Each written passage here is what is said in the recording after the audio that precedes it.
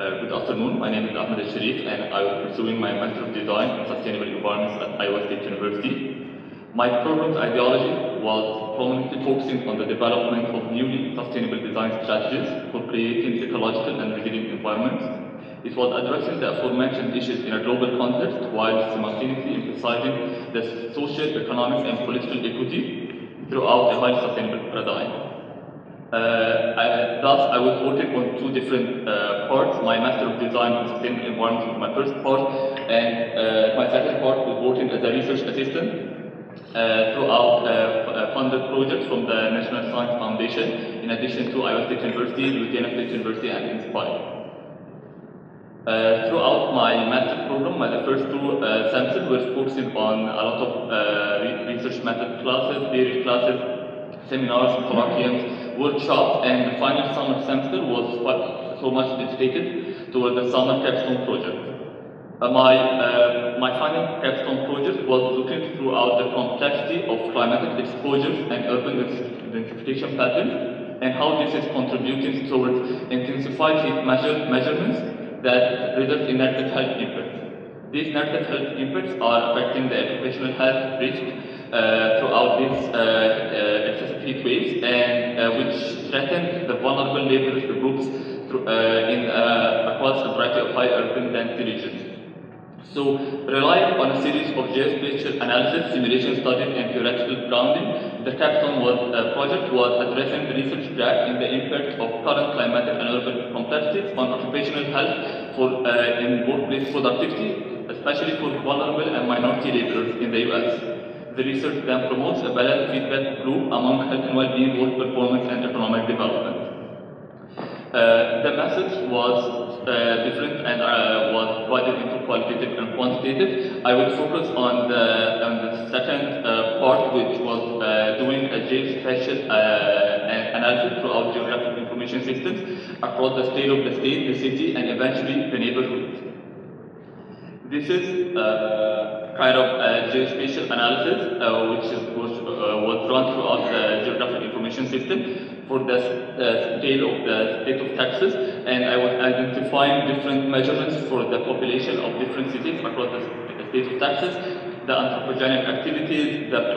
different climatic zones, and a number of different factors which affect and the exposures of for minority laborers. Throughout the scale of the city, I was focusing on Houston, and I ran different kind of simulations and spatial analysis to know to calculate within a range of 2 miles across Houston the access to hospitals, the access to green spaces, the access to and the exposure of different ozone levels, which all of these act as kind of sensitivities and intensify the exposures of urban complexities that are happening to minority laborers in the US, especially in Houston. This is different kinds of simulations throughout the geographic information system, and you can see that within the area of east of Houston, that the Houston zone with only Spanish-speaking demographics are concentrated in east of Houston, which are the Hispanic population. Houston zone with family income less than 50,000 are concentrated also in the east of Houston, and Houston demographic with no high school attainment, which is concentrated also in the east of Houston. So this part of east of Houston are so much vulnerable throughout the social part of the demographic, and throughout the spatial part, I was focusing on identifying the mechanical and electrical systems for buildings, respectively, within the cities of Houston, and I found that almost within the east of Houston, there is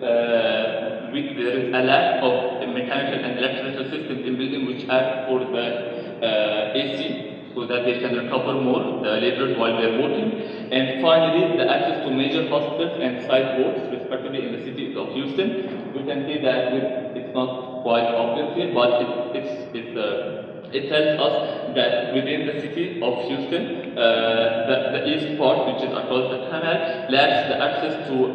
major hospitals and health centers, which helps to increase and intensify the heat measurements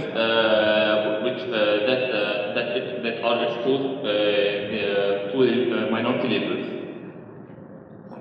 Okay. Within the state of the neighborhood, I was focusing on the industrial zone, and I ran a series of urban simulations and environmental simulations to see the sunlight analysis and shadow range analysis, and this is helping the capstone project to identify the exact and maximum points of vulnerability across the city of Houston, so that we can propose a kind of spatial network of recovery models that acts as that will help these minority laborers that are working within these outdoor areas to survive more throughout a series of cooling stations and a series of photovoltaics, solar panels that will act.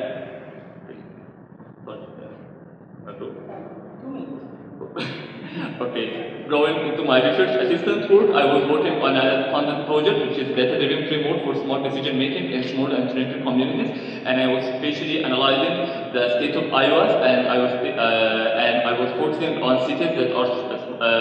shrinking smartly. And this is kind of the state, and this is one of